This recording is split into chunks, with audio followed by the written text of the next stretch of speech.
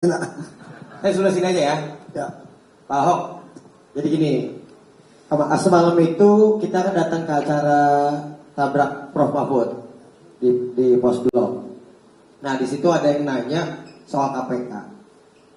Gimana nanti kalau Pak Ganjar dan Prof Mahfud menang, salah satu agenda dari Prof Mahfud adalah ingin balikin KPK ke settingan pabrik, settingan awal, kembali independen, tidak ada intervensi dari manapun gitu Pak.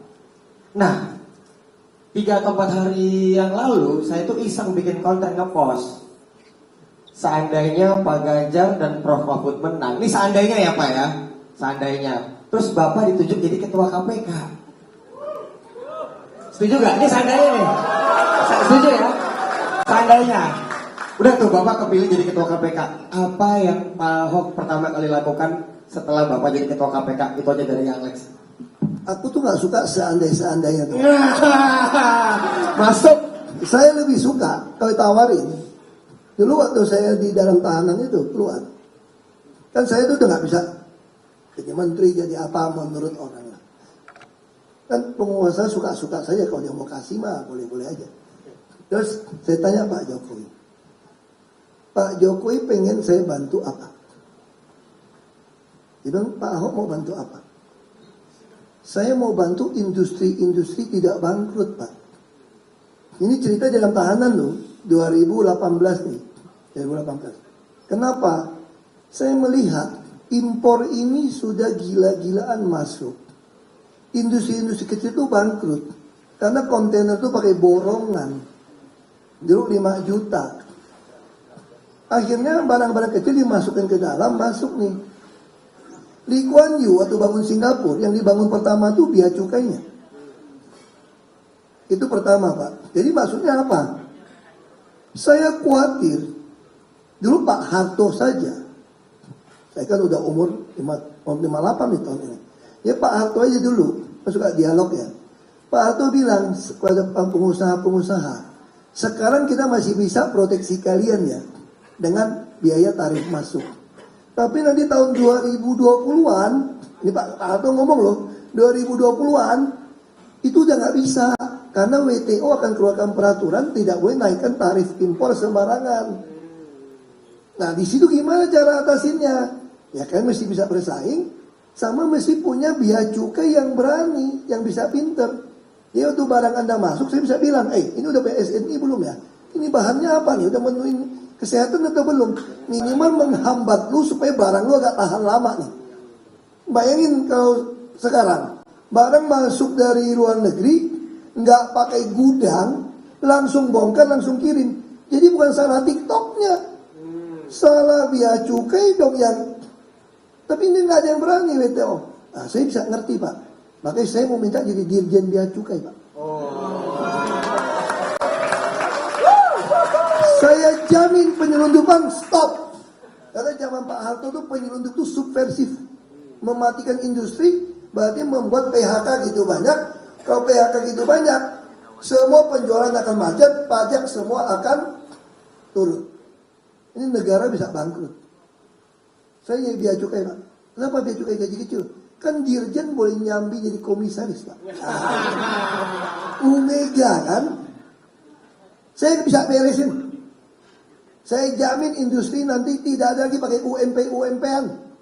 Nah ini Pak Ganjar setuju nih. Belum bisa ngomong dong. Kan belum jadi dong. Tapi saya nggak bisa jadi dirjen biaya cukai lagi karena umur saya udah lewat. Itu cerita 4 tahun yang lalu. Nah ketua KPK gimana? Nah kalau ketua KPK ini kolektif, gak ada guna. Lu kalau angkat gue jadi jaksa agung dong. Baru lah. Spesifik loh itu. Nah, lalu kalau jadi jaksa agung apa yang mau saya lakukan? Makanya saya orang gak malu-malu, gue mau minta. Lu tanya yang gue minta dong. Iya. Apalagi cuma andai-andai ini mah gampang ngomong aja. Ya enggak? Kalau gue jaksa agung, yang gue boleh lakuin apa tuh enggak? Bikin list. Jadi ada pembuktian illicit enrichment dong. Jadi kalau mau jadi pejabat, harta lu berapa, pajak lu bayar berapa, itu sesuai atau enggak? Gue bikin list. Ya dong, siapa mau jadi pejabat mesti ikutin list ini. Lalu bisa pingsan dong semua, gaji kecil kok kaya. Makanya kan ada tax amnesty. Kita mah biasa pemutihan STNK bos. Pemutihan nggak apa-apa. Lu tinggal bilangnya di Bapak Menkorup nggak apa-apa. Kan anak belum tentu sejahat bapaknya. Nggak apa-apa. Tapi gaji dinaikin semua. Dirjen, sekjen, irjen itu naikin gaji seperti direktur-direktur BUMN. Menteri-menteri kayak gaji Singapura kasih $1 juta. Nih pak gaji 18 juta kaya raya main bisnis lebih celaka kita. Ya dong, kasihnya 1 miliar lebih, 15 miliar setahun lah. Kecil kok dia nyolong misalnya, dia korupsi. Tapi di list dulu tuh Pak, jadi ketahuan tuh Pak. Nah, kita tinggal bikin kan. Terus nanti pembuktian terbalik harta semua laporan LHKPN itu bukan kayak sekarang. Cuma ngelaporkan hibah-hibah. Kalau gue terima dari orang bukan dari kakek emak gue, nenek gue, bukan hibah, namanya gratifikasi bos. Iya dong. Nah kita nggak usah munafik lah, pakai kosakata yang aneh-aneh. Nah kita bereskan. Lalu TNI Polri, aku udah cerita sama Pak Ganjar nih, Pak Ganjar kan malu-malu. Bisa dilaksanakan nggak? Makanya ada yang isu, kalau gitu lu jadi Menteri Keuangan aja lu beresin. Karena pajak biaya cukai di bawah lu. Nah kalau ada gitu, lalu kalau Pak Ganjar, ini cerita kosong aja, kan seandainya semua. Kan seandainya semua, betul. Seandainya biasanya kenyataan. Itu kalau pabrik bertumbuh, nggak usah berebut UMP. Kalau pabrik lu butuh tenaga kerja, lu rebutan lu. Gaji naik semua, pajak semua beres. Untuk mencapai penghasilan seluruh rakyat Indonesia, setiap rumah tangga bisa 5 juta pasti tercapai. Kalau itu tercapai, wah ekonomi kita dahsyat. Makanya negara lain itu takut Indonesia punya presiden yang bisa jalankan ini, tau nggak? Lu mau dagang apapun jalan. Lalu kata gue mau jadi apa? Dia cukai nggak bisa, berarti cuma 2 lah. Kalau asalnya nggak, jaksa agung atau menteri keuangan, misalnya. Oke. Kan di bawah dia cukai, kan dia cukai di bawah gua kan. Udah kejawab ya, udah kejawab nih. Seandainya nih. Tapi menteri tolong perbaiki gajinya dong. Iya. Kalau nggak susah gitu. Ngomong Pak Ganjar jangan ngomong ke saya, Pak. Jadi Menteri Keuangan boleh Pak asal $1 juta.